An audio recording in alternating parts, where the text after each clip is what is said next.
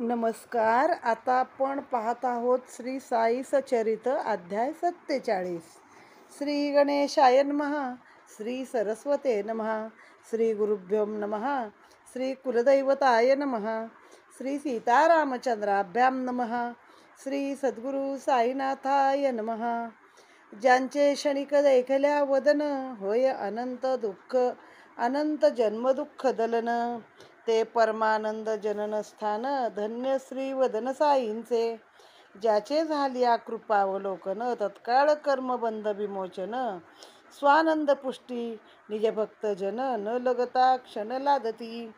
ज्याची या कृपा दृष्टी पुढे कर्मा कर्माचे फिटे बिरडे, यत्कृपा सूर्याची या उजियेडे भवखद्योत दडे निस्तेज.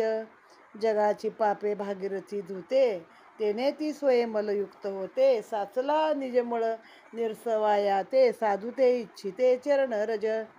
कधी साधूंचे पाय लागती, कधी मज माझी स्नानार्थ येती. त्याविण निज पापाची निर्गती, नवे हे निश्चिती जाणे ती. ऐसिया साधूचा मुकुट म्हणी, समर्थ साई श्री ही वाणी. त्यातून जाणून अत्यादरे भाविक सज्जनी, आकर्णिजे पावनी ही कथा. नवल या कथेचे महिमान, श्रोते सज्ञान वा अज्ञान. परिसता तुटेल कर्मबंधन, परम पावन हे कथा. नयनाचाही नयन साई, श्रवणाचाही श्रवण पाही. तेने चिरिगोनी माझी हृदयी, वार्ता ही जी निवेदली. साई स्वयं महानुभाव, परिसता या कथेचा नवलाव. श्रोते विसरतील देहभाव, अष्टप्रेम भाव दाटतील. साई मुखींची ही कथा, लक्ष लावून या तिच्या रदगता. तात्पर्यावरी दृष्टी ठेवता, कृतकर्तव्यता श्रोत्यास. तरी विनंती परिसिजे श्रोता, जरी मी या कथेचा वक्ता. मीही तुमच्यासारखाच रीता, न घेता मतितार्थ येतील. आठविता तयांचे भक्त प्रेम, मन विसरे मनोधर्म. होय संसार त्रस्ता उपरम, याहुनी परम लाभ काय. पूर्वकथेचे अनुसंधान, श्रोता परिसिजे सावधान. होईल जीवा समाधान, कथा अव्यवधान परिसता. गत अध्यायाची अंती, ऐकली शेळ्यांची कथा श्रोती. तया ठाई बाबांची प्रीती, गतजन्म स्मृती तयांची. तैसीच आता हेही कथा, द्रव्यलोभाची परमावस्था. कैसी नेही आदपाता, सावधानता परिसावी. साईच पूर्ण कृपा दृष्टी, कथा सुचवी उठा उठी. येऊन देई श्रवणा तुटी, सुखसंतुष्टी वाढवी. कथा वक्ता आणि वदन, स्वये साई समर्थ आपण. तेथे हे माडकी मर्थ जाण, उगाच टोपण नावाचा. बैसलो साई कथाब्दी तटी, त्या आम्हा काय कथांची आटाआटी. कल्पतरुची या तळवटी, कामना उठी तो सिद्धी. काय दिनकराची या घरी, कोण दीपाची चिंता करी. दया अमृतपान निरंतरी, विषाची लहरी काय तया. असता आम्हा साई सारिका, सदैव आमचा पाठी राखा. वान काय कथा पिऊ का, येथेच चाका त्या हरिका. कर्मसूत्र मोठे गहन, कोणासही ना होई आकलन. ठकी ते महासज्ञान, भावार्थी अज्ञान तरी जेत. तैसाच दुर्गम ईश्वरी नियम, कोण करील त्याचा अतिक्रम. आचरा नित्य लौकिक धर्म, करावे तत्कर्म सर्वदा. नाहीतरी अत्यंत धर्म, पावण्या मरण धर्म. जैसे जैसे जयाचे कर्म, पावती जन्म तदानुरूप. यथा कर्म यथा श्रुत, शुक्र बीज समान्वित. काही योनिद्वारी प्रवेशत, स्थावर भावा पृथकाही.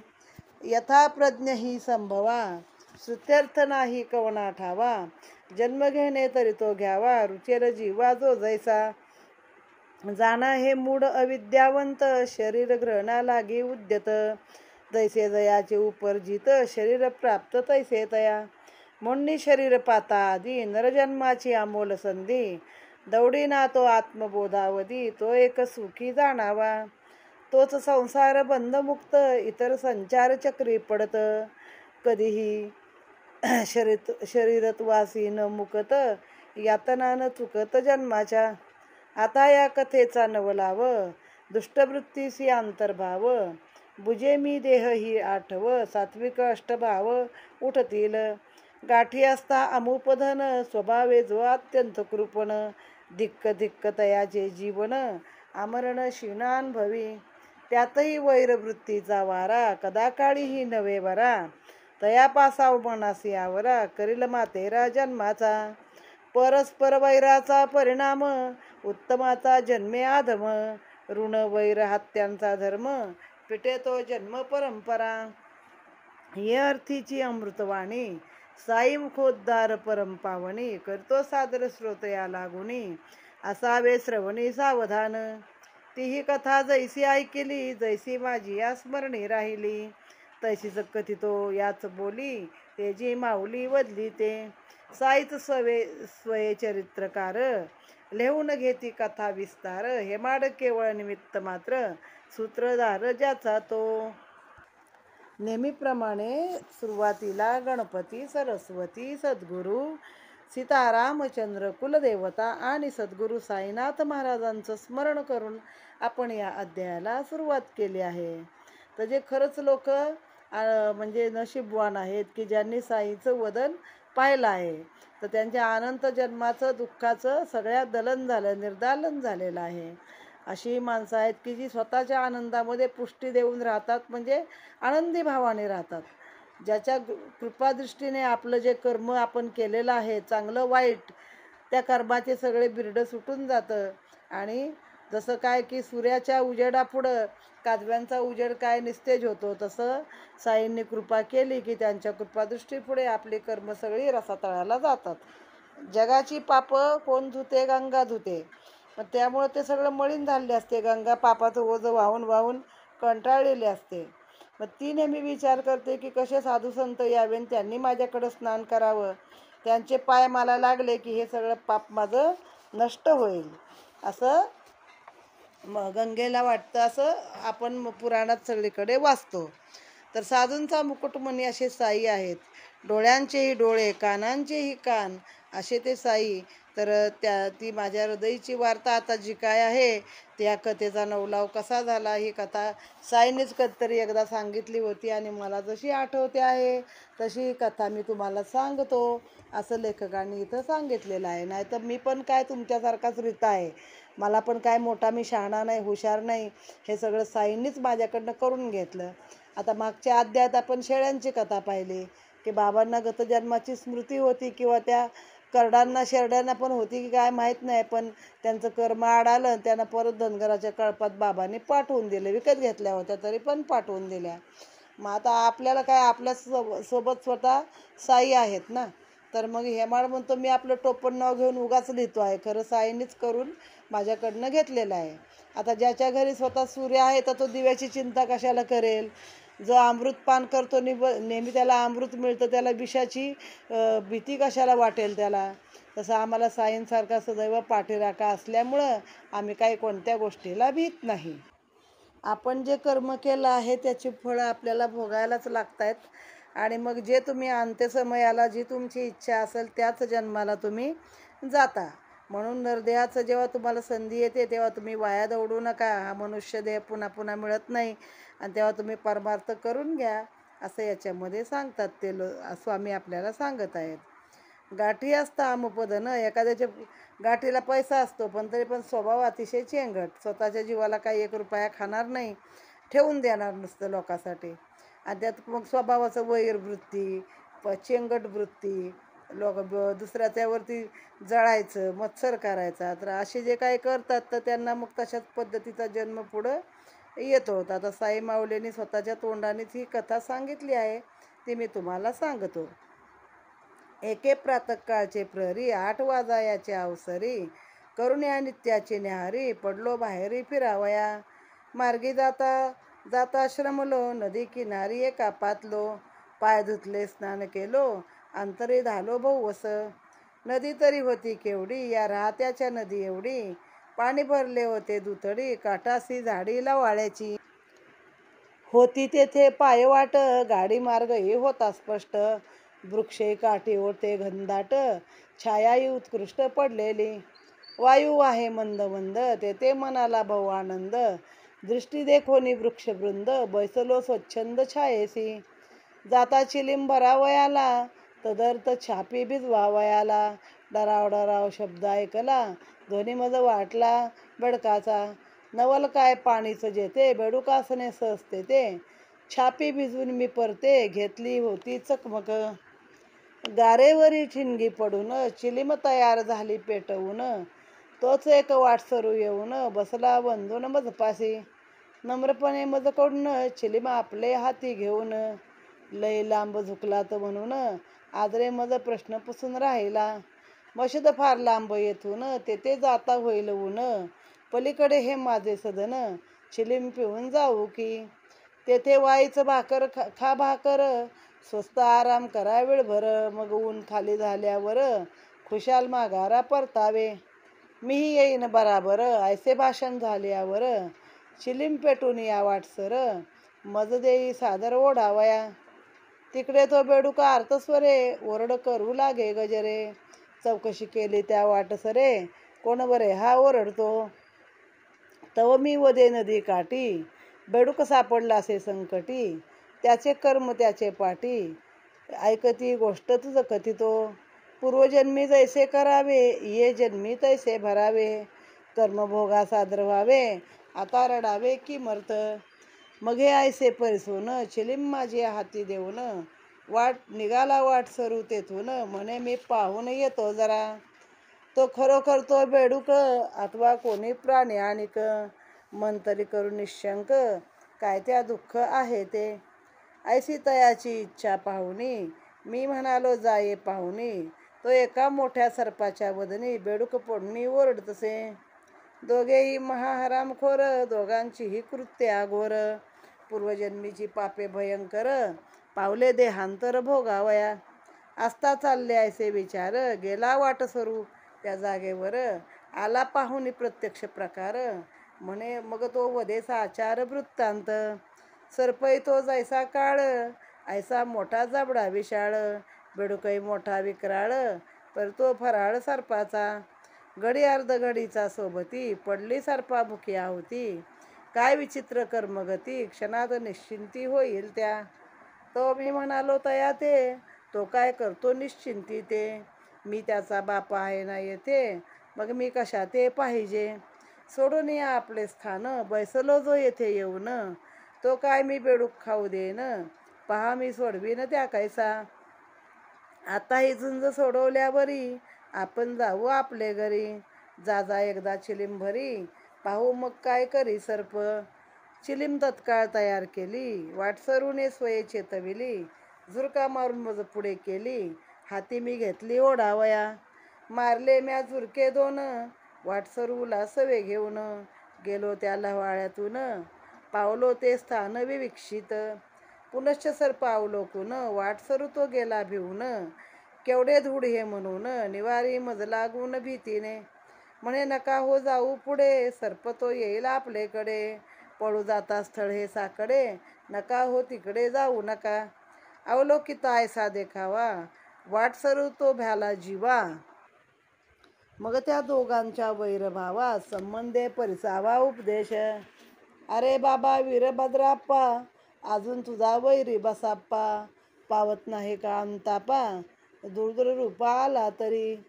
तूही आलाशी सर्पयोनी तरी हाड वैर अजूनी. आता तरी शरम धरुनी वैर त्याजुनी स्वस्थ रहा. शब्द पडता मुखातूनी सर्प जो पळाला बेडूक सोडूनी. सत्वर खोल पाण्यात चिरुनी आदर्शतेतून झाला.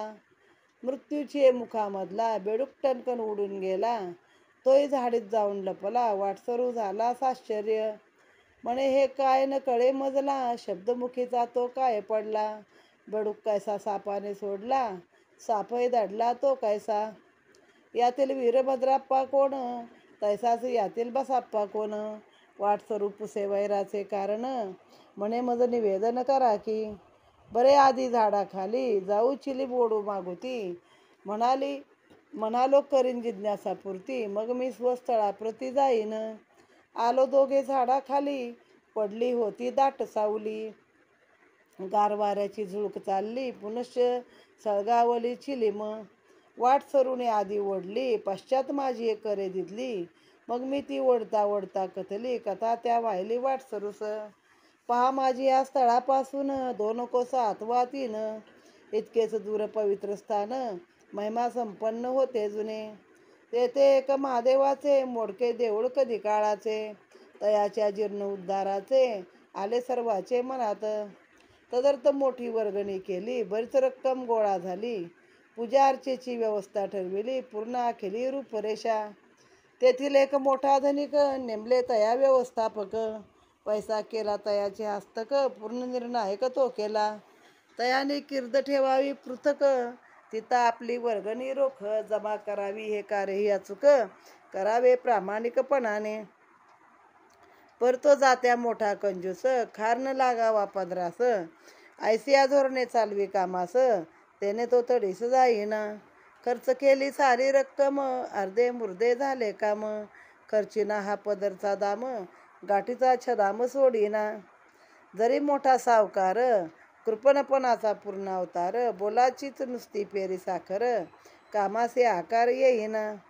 पुढे त्याच्या जमली घरी मंडळी पैसा जमवणारी, म्हणे तुझी ही सावकारी काहीतरी रे कामाची.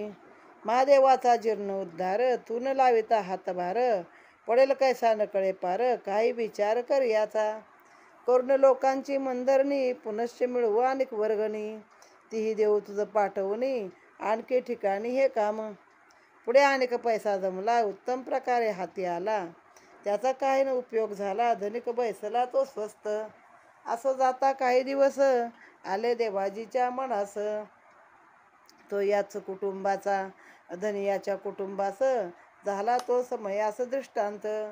तू तरी हो जागी उठ, बांधी जात्या देवळा घुमट, जे करतशील त्याची शतपट, तुला निळकंठ देईल. दुसरे दिवशी तो दृष्टांत पतीच्या काने घातला साध्यंत, कवडी खर्चता जया प्राणांत, तया हा अत्यंत उद्वेजक. करावा अहर्निश वित्तसंचय, दुजान त्याच्या चित्ताभिषय, तयास या स्वप्नाचा आशय, द्रव्याचा व्यय केवी पटे. त्याने सांगितले पत्नीस, मी न मानी दृष्टांतास, मुळीच नाही माझा विश्वास, मांडला उपहास तियेचा. जैसी तयाची चित्तवृत्ती, तैसीच तयाची जगस्थिती, स्वया असली अशट प्रकृती, इतरही दिसती तैसेच. जरी असते देवाचे मणी, माझाच पैसा घ्यावा काढुनी, मी काय दूर होतो तुझपासूनी, तुझेच स्वामी स्वप्ने का गेला. तुलाच का हा दृष्टांत झाला, मलाच का तो देवेन दिसला, म्हणून देई येईना भरवसा मजला, याचा न मज समजला भाव. असावे हे खोटे स्वप्न, अथवा हा असेल ईश्वरी यज्ञ, नवरा बायको तो व्हावे उत्पन्न, दुई हे चिन्ह दिसते मज. जीर्ण उद्धाराचे कामी, साह्य माझे आहे का कमी, महिन्या महिन्यास होते निकामी, थैली आम्ही भरलेली. लोक रक्कम आणती सारी, दिसते खरे ते बाह्यात्कारी, जमा खर्चाची पद्धती व्यापारी, नुकसानकारी मज भाऊ. लोकांनाही नाही अवगत, कळावे ते कैसे तुझं प्रत, तेव्हा हा जो तुझा दृष्टांत, येईना यथार्थ मानावया. खरा मानता होईल फसगत, निद्रा भंगे पडती दृष्टांत, ते काय कोणी मानी यथार्थ, धनिके हा सिद्धांत ठरविला. ऐकून बाईल बसे निवांत, पती पुढे ती निरुत्तर होत, पैसा जरी लोक जमवीत, संतोषे देत क्वचितची. प्रेमे बिन बिडे भाडे, पडता आग्र अथवा साकडे, तेव्हा जे दिदले ते देवा नावडे, गोडीचे थोडेही बहुमोल. जैसा जैसा पैसा जमत, कामही तैसे तैसे होत, पैसा थकता कामही थकत, ऐसे ते दिरंगत चालले.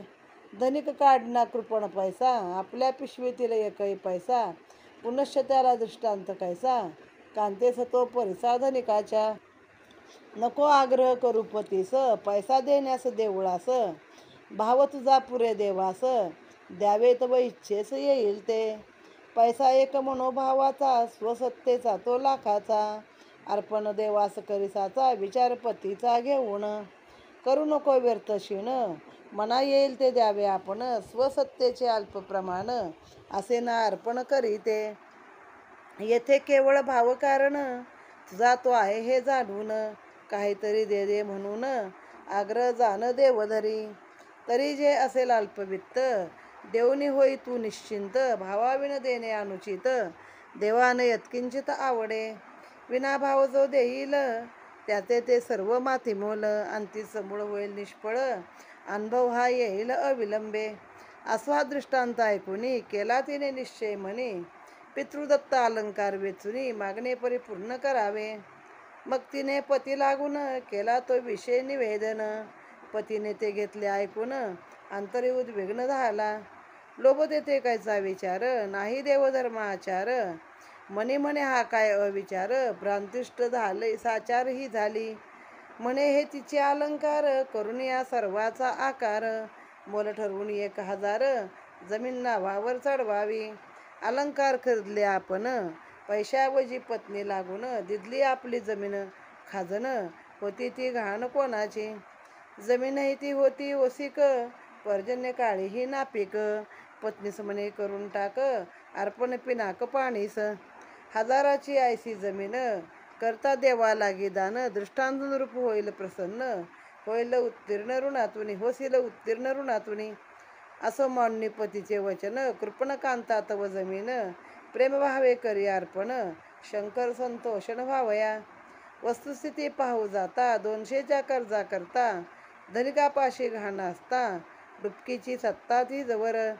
डुबकी एक अनाथ बाई, जमीन तिच्या सत्तेची ही. ती जमीन घाण देई, आपत्ती पायी द्रव्याच्या. परिधनिक महालोभी, शंकराई फसविता न मी. न भी, कांतेचे स्त्रीधन दावी. कपटा लाभी सुखमानी. बहु खोटी ही विषय लालसा, करी विषय सक्ताचे नाशा. गुंतुने या विषय पाशा, जीविता आशा असेल जरी. श्रवण लालसे मरे कुरंग, सुंदर मणी धारणे भुजंग. तेजावलोकन गोडिये पतंग, ऐसा कुसंग विषयाचा. विषय भोगा लागे तधन, तदर्थ यज्ञ करता. घन विषय तृष्णा वाढे दारुण, अशक्य निवारण ती येते. निसंशय बुडीत जमीन, प्रत्ययहीन पिके कण. ती म्हणे करा कृष्णार्पण, काय ते पुण्यदानाचे. जेथे यत्किंचितही संकल्प, कृष्णार्पण ते निर्विकल्प. ऐसे नव्हे ते जोडले पाप, अंतरी जे संतापकारक. एरीकडे गरीब ब्राह्मण, जो त्या देवाचे करी पूजन. देवार्थ जमीन होता संपादन, पावला समाधान अत्यंत. पुढं ऐसे काही काळे, विपरीतची होऊन गेले. कृतिका नक्षत्र अपार बरसले, तुफान झाले भयंकर. एकाएकी वीज पडली, इमारत ती सारी खचली. धनी तेवढी सुरक्षित राहिली, दग्ध झाली अवशेष. धनिकावरही पडला घाला, निजकांतेस तोही निमाला. डुबकीही पावली पंचत्वाला, शेवट झाला हा तिघांचा. पुढे हा धनिक मथुरा नगरी, एका गरीब ब्राह्मणा उदरी. तयाची ती भाविक अंतरी, पुजाऱ्या घरी जन्मली. नाव तिचे ठेवले गौरी, डुबकीची ही आणिक परी. शंकराची या गुरुवाचे उदरी, तिये नारीचा जन्म झाला. तिथे नारीचा नर झाला. शंकराची या गुरुवाचे उदरी, तिये नारीचा नर झाला. तया नराचे बारसे केले, चन्न बसप्पा नाम ठेविले. ऐसे तिघांचे स्थित्यंतर घडले, फलोन्मुख झाले सत्कर्म. धनिक पावता पुनर्जन्म, वीरभद्र ठेविले नाम. हेच की प्रारब्ध कर्माचे वर्म, भोगेची उपरम तयासी. शंकराचा जो पुजारी, तयाची मज आवड भारी. नित्य येऊनी आम्हा घरी, चिलीम मजबरोबरी पीतसे. मग आम्हा आनंद निर्भर, गोष्टी कराव्या रात्रभर. गौरी वाढली झाली उपवर, तीसही बरोबर आणतसे. ती माझी भक्त खरी, एके दिवशी पुसे पुजारी. धुंडून फायली स्थळे सारी, कुठेही पोरीचे जमेना. बाबा ठिकाण पाहता थकलो, प्रयत्न हरले टेकीस आलो. किमर्थवासी चिंता मी वदलो, वर मार्ग चालो लागला. मुलगी तुझी भाग्यशाली, होईल मोठी पैसेवाली. तिलाच शोधित आपले पावली, वर तिचा चालीस लागला. अल्पावकाशे तुझी असदना, येईल पुरविल तुझी कामना. करील गौरीची या पाणीग्रहणा, तुझी या वचनानुसार. इकडे वीरभद्र, गरिबीचा घर संसार. आईबापास देऊन धीर सोडून जो घर निघाला, तो गावोगावी भिक्षाटन, कधी मोलमजुरी करून, कधी जे मिळे तेच खाऊन, संतुष्ट राहून फिरतसे. फिरता फिरता दैवे आला पुजारी याचे सदनाला. अल्ला मियाची अगटीत लीला आवडू लागला सकळास. होता होता लोभ जडला, वाटले गौरी द्यावी त्याला. नाडी गोत्र गण योग जुळला, आनंद झाला पुजारिया. सवे घेऊन वीरभद्राला एके दिवशी पुजारी आला. दोघा पाहून त्या समयाला विचार स्फुरला एकाएकी. विचारासरीचा उच्चार झाला, सांप्रत लग्नाचा मुहूर्त असला, तर तू या गौरीला देऊन मोकळा हो आता. घेऊन या कांतेचे अनुमत, वर वीरभद्र केला निश्चित. पाहोन या विवाह मूर्त, विवाह यथोचित लाविला. पूर्ण होता निज कार्यार्थ, कुटुंब आले दर्शनार्थ. आणिक माझी आशीर्वादार्थ, प्रपंची कृतार्थ व्हावया. दिदले उल्हासे आशीर्वचन, मिळू लागता सुखाचे अन्न. वीरभद्राची मुद्रा प्रसन्न, झाली सुख संपन्न होताची. तोही माझ्या भक्तीस लागला, अल्पावकाशे संसार थाटला. परिभाग्याचा कोणा थिला, जो येथे न भेटला पैशा विणता. त्या पैशाचा मोठा पेच, थोरा मोठ्या सई त्याचा जाच. वीरभद्रही समयटाच, द्रव्याचा असाच खेळ. बाबा ही बेडी मोठी दुर्धर, पैशा वाचून होतो बेजार. तरी काय सांगा प्रतिकार, जेणे मज संसार झेपेल. घालतो पायी लोटांगण, आता न बर्वे प्रतारण. करा माझे संकट निरसन, तुम्हीच कारण या लग्नाला. मीही त्याला भाऊ द्यावे, प्रेमे आशीर्वचना द्यावे. अल्ला मालिक त्या हे ठावे, संकट निरसावे त्यानेच. जाणून वीरभद्र मनोगत, पुरावे इच्छित मनोरथ. म्हणून मी त्याते आश्वासित, व्हावे न दुश्चित यत्किंचित. निकट तुझा भाग्यकाळ, करू नको व्यर्थ तळमळ. द्रव्य तुझ्या हाताचा मळ, होईल सुकाळ तयाचा. द्रव्याने मांडली माझी हेळना, विसंबिना कांतेचा आणा. पुरेपुरे ही आता विटंबना, नको हा मोठेपणा लग्नाचा. असं पुढे झाले अभिनव, पहा गौरीच्या घराचे गौरव. खाजण जमिनीस चढला भाव, कळेना माव देवाची. आला एक खरेदीदार, लाख रुपये द्यावया तयार. अर्धे रोख दिले जागेवर, अर्धे हप्त्यावर ठरविले. प्रतिवर्षी 2000 सव्याज द्यावे झाला विचार. पैका 25 वर्षानंतर, भरपाई भरपूर गौरीची. ठराव सर्वांस पसंत पडला, चन्ना बसाप्पा गुरव उठिंदला. पैका म्हणे तो शंकरा अर्पिला, गुरव पहिला मालिक त्या. तो म्हणे मज गुरुवासाठी, अर्धे व्याज वर्षाकाठी. मिळावे माझ्या हिशापोटी, त्याविण संतुष्टी मज नाही. वीरभद्राप्पाने दी काही, चन्ना बसाप्पा स्वस्थ न राही. जुंपली वादावादी पाही, आले ते दोघे मजकडे. शंकरजी येता पूर्ण स्वामी, जमीन येईना ती इतरा कामी. न पडावे व्यर्थ लोक संभ्रमी, दोघा समग मी सांगितले. अर्पिली जी शंकराप्रती, तिचेच मोल काय हे निश्चिती. गौरी बिन जे जे अभिलाषिती, तयाच्या माती तोंडात. देवाची या अनुज्ञेविन, शिवेल जो या पैशाला कोण. होईल तयाचे कोपास कारण, मत्ता ही संपूर्ण देवाची. प्रभुत्व जीवर पुजारियाचे, गौरीचे नाते वारसपणाचे. काय चाले ते परकीयाचे, गौरीचे स्वसत्तेचे ते धन. म्हणून मग ती त्या दोघाते, वदलो गौरीची या सत्ते. वर्तता घेऊन तिच्या अनुपताते, कृतार्थ देते पावाल.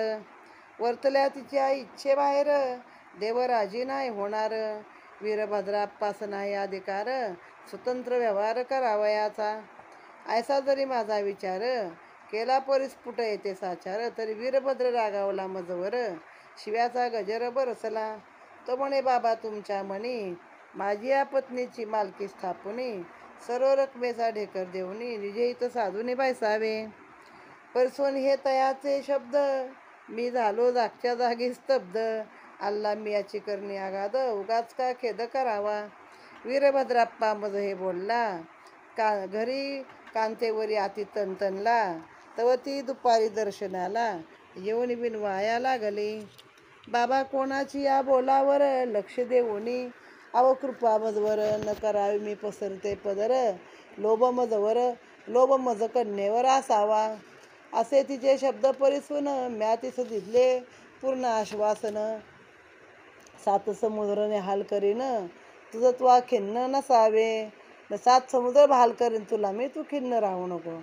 त्याची रात्री असता निद्रिस्त गौरीबाईत झाला दृष्टांत. शंकराने येऊन स्वप्नात कथेले ही मात परसावी. पैसा हा सर्व तुझा पाही, देऊ नको कोणास काही. व्यवस्था तुझं बदतो ती सदा राहिला ऐसे करी. देवळा प्रित्यर्थ तो जो पैसा, चनबसाप्पा सांगेल तैसा. लावावा मज त्याचा भरवसा, निर्बंध हा ऐसा राखावा. इतर कार्या पैसा लावता, व्हावीन पैशाची अव्यवस्था. म्हणून मशिदीतील बाबासनं पुसता, काही व्यवस्था न करावी. गौरीबाईने तो मजला दृष्टांत साध्यंत कथेला. मी सल्ला येतो चित दिदला, मानावयाला दृष्टांत. मुद्दल तुझे तूच घेई, चनव अप्पास व्याजची देई. चनव अप्पास व्याजाची निमाई, ऐसे नित्य करीत जाई संबंध नाही वीरभद्रा. ऐसे आम्ही असता बोलत, दोघे आले भांडत.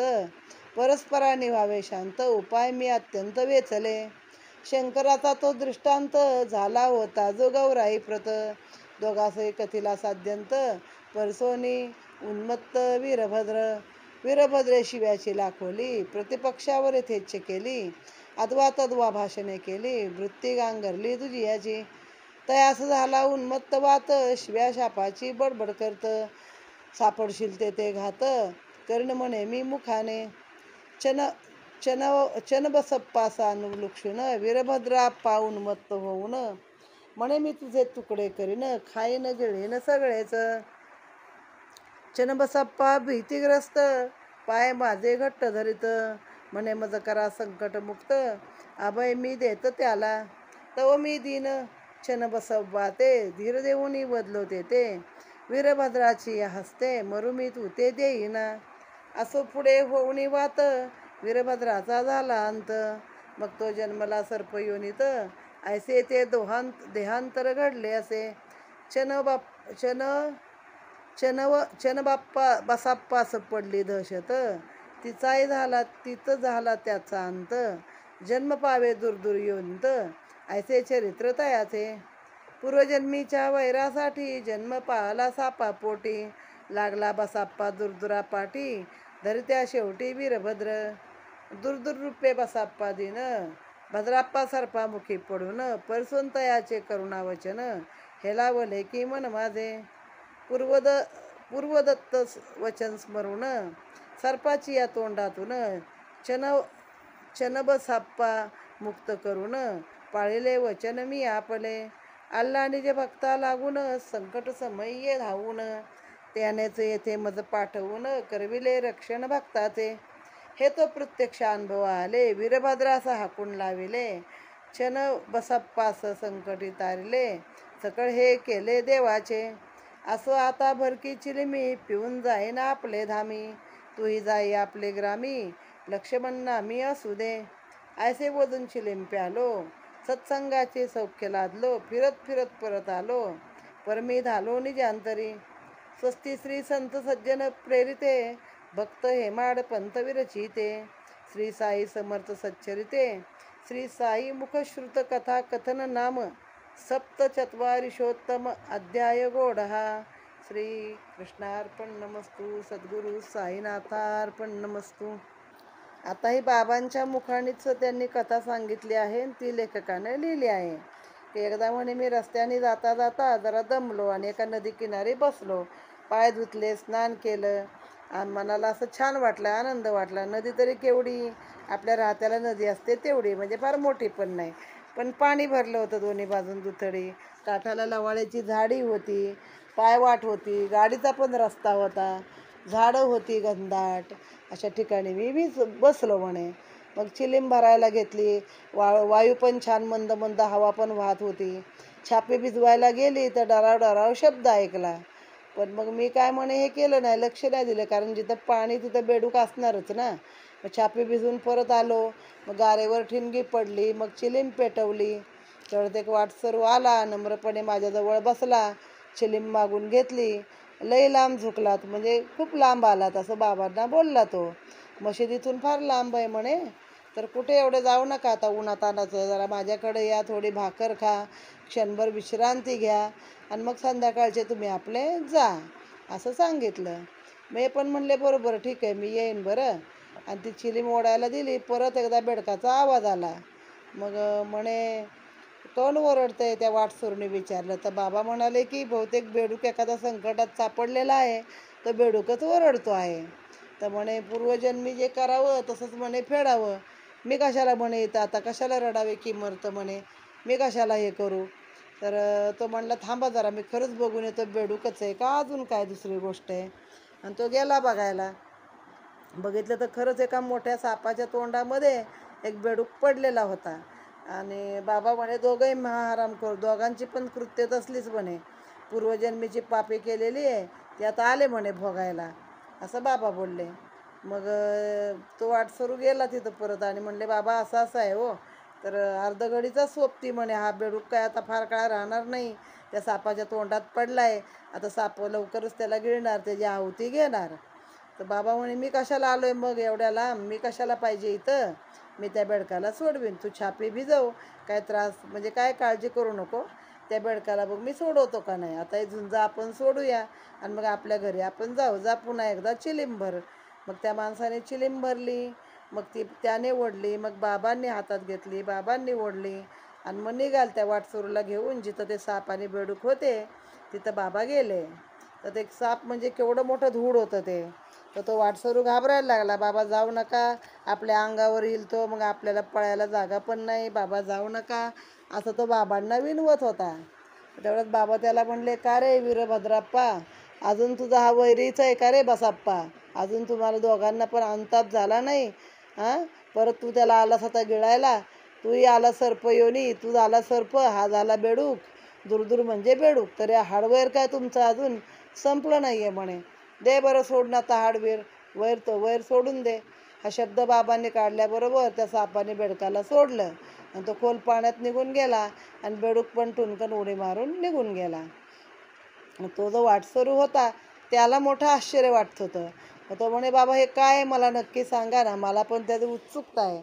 बाबा म्हणे चल आपण तिथं बसू, मी तुझी जिज्ञासा पूर्ती करतो, तुला सांगतो सगळं, आणि मग मी जातो माझ्या रस्त्याला, तू जा तुझ्या रस्त्याला. मग म्हणे चिलीम ओढली परत दोघांनी आणि मग म्हणले आता इथं माझं जे शिर्डी ठिकाण आहे तिथून 1-2 कोसावरतीच एक पवित्र स्थान आहे. ते एक शंकराचं देऊळ आहे, कधी काळचं मोडकं देऊळ ते होतं.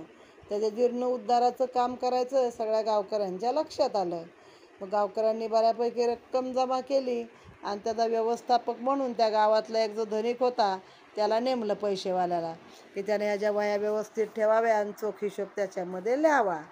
आता धनिकाचं कसं होतं, ह्याला स्वतःचा पैसा 1 रुपया पण काढायचा नव्हता. तो आलेला खर्च लिहायचा व्यवस्थित, खर्चही करायचा, पण मग तेवढ्या पैशाने काय ते होत नव्हतं.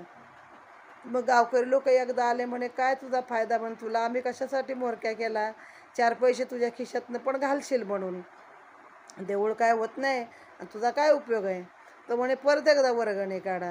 मग परत लोकांनी वर्गणी काढली, पण परत ते काय वरचं देऊळ काय होतच नाही. जेवढे पैसे आले तेवढं काम करायचं आणि बाकीचं तसंच ठेवून द्यायचं. पण तो काय आपल्या खिशातनं एक दामडा पण काढायला तयार नव्हता. मग एकदा शंकराच्याच मनात काय आलं, त्यांनी त्या धनिकाच्या बायकोला दृष्टांत दिला की बाई गं तू तरी बसू नको शांत, तो नवरा तर तुझा काय करत नाही, जा त्या देवळाला घुमट बांध, जो काय खर्च असतं त्या शतपट देव तुला देईल, शंकर तुला देईल. तर तो दृष्टांत तिने आपल्या नवऱ्याच्या कानी घातला. त्याला काय तो आवडला नाही, वाईटच लागलं त्याला, कारण पैसे खर्चायला लागतील, जो कवडी खर्चेल तर त्याचा जीव जाईल असा मनुष्य होता, तो काय एवढं द्रव्य करणार आहे खर्च. तर तो बायकोला म्हणतो मी काय तुझ्या दृष्टांताला मानणार नाही, कारण मला तुलाच का दृष्टांत झाला, मला का नाही झाला, तुझ्या शेजारीच मी झोपलो होतो, मी काय लांब होतो का. मग देवाने मला दृष्टांत द्यायचा होता. जर देवाच्या मनात असेल माझाच पैसा काढून घ्यावा किंवा मी खर्च करावा, तर देवाने मला दृष्टांत दिला असता ना, तुझ्याच का स्वप्नात आला, मी काय खर्च करणार नाही. मग झालं त्या नवरा बायकोमध्ये पण वादावादी भांडणं होऊ लागली. ती सतत बोलत राहायची की करा काहीतरी, आणि हा म्हणायचा लोक करतील पैसा जमा मग करूया आपण. मग ती शेवटी काय झालं, लोक महिन्याच्या महिन्याला वर्गणी जमा करायची, सगळी वर्गणी खर्च होत होती. आता लोकांना समजत होतं की हा माणूस काहीच करत नाही, तर आपलं कसं काय होणार. आणि हा म्हणतो लोकांना काय समजत नाही, मी खर्च करतोय. म्हणजे भले पैसा लोकांचा असेल, पण वापरायचं कसं आहे लोकांना कुठं माहिती आहे, मलाच माहिती आहे. मग मग काय झालं, त्या बाईला परत स्वप्न पडलं की बाई गं, तो काय पैसा काढत नाही आहे, तर तू काय त्याच्या मागं लागू नको आणि दुःखी कष्टी पण होऊ नकोस. आता त्याचं नशीब आहे. पण तुझ्याकडे जे असेल 1 रुपया जरी असेल तुझा, तर तू प्रेमानं त्या देवाला अर्पण कर, आपल्या पतीला सांग, त्याच्या कानावर घाल आणि तू तुझा पैसा दे. कुणाच्या दुसऱ्याचा हात मागून काय हात पुढं करून घेतलेल्या पैशापेक्षा स्वकष्टाचा स्वतःच्या मालकीचा 1 रुपया देखील लाखाच्या बरोबर आहे, असं तिला सांगितलं देवाने. मग ती जागी झाली. मग तिने विचार केला, माझ्या बापानं मला जे अलंकार घातलेत लग्नामध्ये, ते सगळे मी हे देवाच्या कामासाठी देते. मग तिनं आपल्या नवऱ्याला सांगितलं. परत झालं, त्याचा जीव वर खाली ना, एवढे दागिने बायकोचे देणार देवाच्या कामासाठी, नाही नाही म्हणला, ह्यात पण काहीतरी युक्ती काढली पाहिजे. बरं, दागिने तिचे होते ना, हा काय म्हणू शकत नव्हता देऊ नको. मग त्यानं काय केलं, म्हणलं तुझे दागिने मीच घेतो म्हणे विकत, आणि त्याच्याऐवजी मी तुला जमीन देतो. आणि तिचे सगळ्याची किंमत त्यानं किती केली, 1,000 रुपये केल्या. आणि ती म्हणजे पुष्कळ होत होती खरी किंमत, पण त्याने 1,000 केली. ते दागिने स्वतः सगळे विकत घेतले. आणि त्याच्याऐवजी एक जमीन होती, ती एका डुबकी नावाच्या बाईनं घाण टाकली होती ह्याच्याकडे, शेटाकडे. ती पण किती, फक्त 200 रुपयाला. आणि त्यात काय पिकत पण नव्हतं.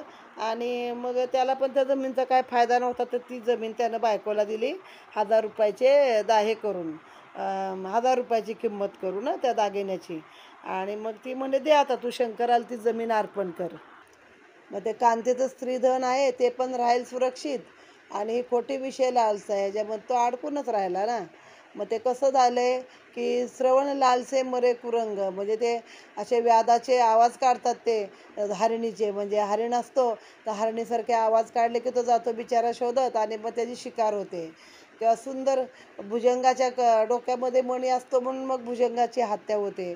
आणि दिव्याला उजेड असतो, त्या उजेडावर पतंग झडप घालतात, उजेड कसला आहे बघायला, आणि म्हणून ते पण मारतात. तर तसं हे विषय लालसा मोठी आहे. मग ते पैशाचे असो कशाचे असो, ते काय त्याच्या हातनं सुटे नाही. आणि मग ती निसंशय बुडीत जमीन होती, त्यात काय पीकही येत नव्हतं. तर म्हणा ही कृष्ण अर्पण करा, म्हणजे कोणती गोष्ट उचलायची आणि कृष्णाच्या नावाने अर्पण केले की ती जाते. मग काय झालं, दिली ती जमीन त्या पुजाऱ्याला दिली. तिथं तो देवळाचा एक पुजारी होता, गरीब ब्राह्मण, त्याला ती जमीन दिली. तो त्या देवाचं पूजन करत त्याला ती जमीन संपादन करून दिली. मग काय झालं, एकाएकी काही दिवसानं वीज पडले कृत्तिका नक्षत्रावर, आणि जी काय उभी होती मंदिराची इमारत, ती सगळीच गेली. आणि फक्त तेवढी जमीन सुरक्षित राहिली वाटतं. मग नाही, त्या ह्याची त्या धनिकावरही घाला पडला, आणि तो पण आपल्या बायकोसह तेव्हा गेला. आणि डुबकी पण मरण पावली काही काळानं. म्हणजे वीज पडली ह्याच्या इमारतीवर, सावकाराच्या इमारतीवर, ती सगळी इमारत खचली. सावकार पण पत्नीसह मेला. आणि ती डुबकी म्हणजे जिची शेत जमीन होती ते पण बिचारी मेली. पुढे हा धनिक काय झाला, मथुरा नगरीमध्ये एका गरीब ब्राह्मणाच्या पोटी जन्माला आला. हां. आणि ही जी बायको होती जिनं ही दागिने दिले माहेरचे, ती एका पुजाऱ्याच्या घरी जन्मली. तिचं नाव ठेवलं गौरी. म्हणजे तिसरा जन्म बाबांनी हा सापाचा आणि बेडकाचा त्यांचा सांगितला आहे. आणि डुबकी कुठं आली, शंकराच्या घरी, गुरुवाच्या घरी आली. आणि तिथे नारीचा नर झाला, म्हणजे पुरुष झाला तो. तर त्याचं नाव काय ठेवलं, चनबसाप्पा ठेवलं. म्हणजे ज्या बाईची जमीन होती जिचं नाव डुबकी होतं, तिचं नाव ठेवलं चनबसाप्पा, तो पुरुष झाला. ही पुजाऱ्याची जो धनिक होता सावकार, त्याची बायको, तिचं नाव गौरी ठेवलं. आणि ह्याचं नाव काय ठेवलेलं आहे, वीरभद्र ठेवलं. हा जो धनिक पावला पुनर्जन्म, तो कुठं जन्माला आला आहे, एका गरीब ब्राह्मणाच्या तिथं आला होता मथुरेमध्ये. आणि वीरभद्र नाव ठेवलं त्याचं. मग आता काय, हे प्रारब्ध कर्मच होतं, त्याच्यानुसार भोगायचंच होतं. आता शंकराचा तो पुजारी होता, त्याला माझी आवड होती. बाबांनी सांगितलं, माझ्याकडे नेहमी यायचा, चिलीम घ्यायचा, गप्पा गोष्टी करायचा.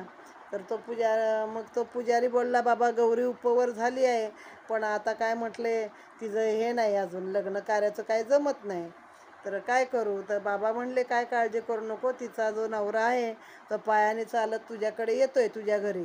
तुझी मुलगी मोठी भाग्यशाली आहे, पैसेवाली पण होईल, तिला शोधित आपल्या पावलानं तो येतोय.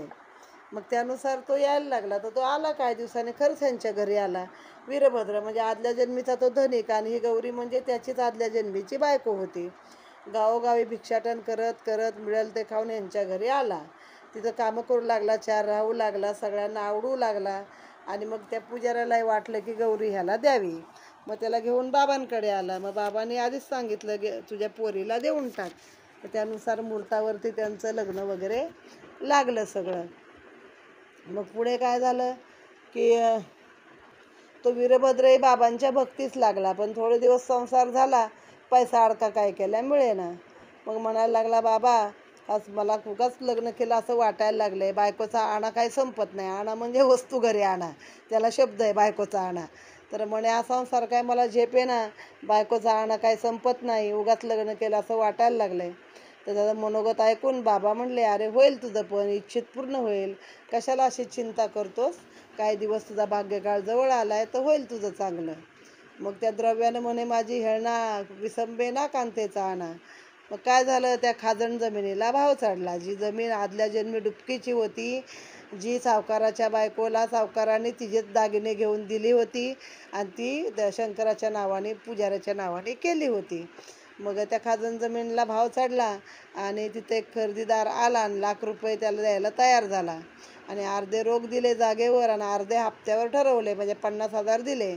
आणि दरवर्षी 2,000 देऊन बाकीचे पैसे व्याजासह द्यावे असा विचार झाला. आता या जमिनीला काय झाला, 25 वर्षानंतर भाव आला. म्हणजे गौरीनं जी दिली होती ती जमीन गौरीच्याच मालकीची झाली ना परत. भरपूर भरपाई झाली. आता ह्या चन्ना बसप्पाचा गुरव त्याला म्हणे, मी हा पैका जो शंकराला अर्पला, गुरव पहिला मालक आहे. म्हणे मला पण काय तर याचा अर्ध व्याज वर्षाकाठी मिळालं पाहिजे. पुजाऱ्याला तो मागू लागला. आता हा गुरुवाचा मुलगा चन्ना बसवाप्पा म्हणजे आदल्या जन्मीची जी डुबकी नावाची जी बाई होती, खरी तिचीच जमीन होती, तर ते मागू लागला तो, की मला ते माझा पैसा देता. या आदल्या जन्मीचं वैर कसं चाललंय पुढं बघा. मग वीरभद्राप्पा काय देत नाही त्याला. मग चन्ना बसप्पा काय स्वस्त राहत नाही, वादावाद करतो, शिव्या शाप देतो. मग याच्यावरती दोघं गेले त्या बाबांकडं. तर बाबा म्हणले, शंकर त्याचा पूर्ण स्वामी आहे, ही जमीन दुसऱ्या कोणाच्या कामाला येणार नाही, ही गौरीच्याच मापाची आहे. त्याचा वारस, पुजाराचा वारस कोण आहे, गौरी. गौरी विना जो कोणाची अभिलाषा धरेल त्याच्या तोंडात मातीच पडेल. देवाच्या अनुज्ञेशिवाय. आता तर किती देवांच्या संस्थानाच्या इनामी जमिनी लोकांनी लपेटल्या आणि लंपास केल्या, ते पुढच्या जन्मात असेच पडले असतील होऊन काय ना काय. तर गौरीच्या स्वतःच्या सत्तेचं धन आहे ते, कारण तिने ते दागिने दिले आणि त्याच्या बदल्यात तिला ते दिलं होतं ना. तर म्हणून ती काय दोघांना बदली. गौरीची सत्ता आहे बाबांनी सांगितलं. मग ते वीरभद्रप्पाला राग, त्याला अधिकार नाही म्हणे या गोष्टीचा देण्याचा, असं चन्नबसप्पाला सांगितलं. मग तो वीरभद्र तिचा नवरा होता ना, आला होता शोधत शोधत. मग तो आदल्या जन्मीचा धनिक होता. तर तो पण बाबांना शिव्या देऊ लागला, की तुम्ही म्हणे बाबा तुमच्या मनात माझ्या पत्नीची मालकी करायची इथं, आणि सर्व रकमेचा ढेकर तुम्हालाच द्यायचा आहे, तुम्हालाच ही जमीन पाहिजे, असं काहीतरी बडबड लागला. बाबा म्हणले, मी जागच्या जागी स्तब्धच झालो, की माझा काय संबंध नाही, मला विचारायला आले म्हणून मी सांगितलं. तर हा माणूस माझ्यावर आळ घालतो. म्हणजे लोक कसे असतात, कुणाचं कुणाला काही चिटकवतात ते बघा. मग ती गौरी आली दुपारी, म्हणली, बाबा मी तुमची मुलगी आहे, माझ्या नवऱ्याचं ऐकून माझ्याशी आबोला धरू नका, मला काय करायचं आहे बाकीच्या गोष्टी, पण माझ्यावरती तुम्ही अशीच भक्ती म्हणजे हे ठेवा, मी अशीच भक्त आहे तुमची, तुमची कृपा राहू द्या. मग बाबांनी तिला आश्वासन दिले, की 7 समुद्र तुला बहाल करेन, काय काळजी करू नको कृपेने, आणि तू काय खिन्न कधी राहू नको. त्याच रात्री गौरीबाईला दृष्टांत झाला. शंकराने स्वप्नात येऊन सांगितलं, की हा पैसा तुझा आहे सगळा, कुणाला काय देऊ नकोस, आणि हा जो मशिदीतला बाबा आहे तो जसं सांगेल तशी त्याची व्यवस्था तू लाव. देवळाच्या प्रत्येक जो पैसा आला, चन्नबसप्पा सांगेल तैसा लावावा, मग त्याचा भरोसा निर्बंध ऐसा राखावा. म्हणजे काय, कोणाचा नाही, हा देवळातल्या बाबाला काय विचारू नको, त्याच्या याने तू लाव. मग तो दृष्टांत गौरीने सांगितला. मग बाबांनी सांगितलं, मुद्दल तू घे, आणि चन्नाबसव्वाला व्याजाची वरची निमाई म्हणजे अर्ध निम्म व्याज त्याला दे तू, त्या रकमेचं जे काय आली रक्कम मुद्दल तू घे, त्याचा अर्ध व्याज त्या चन्नाला दे, कारण ती आदल्या जन्मीची डुबकी.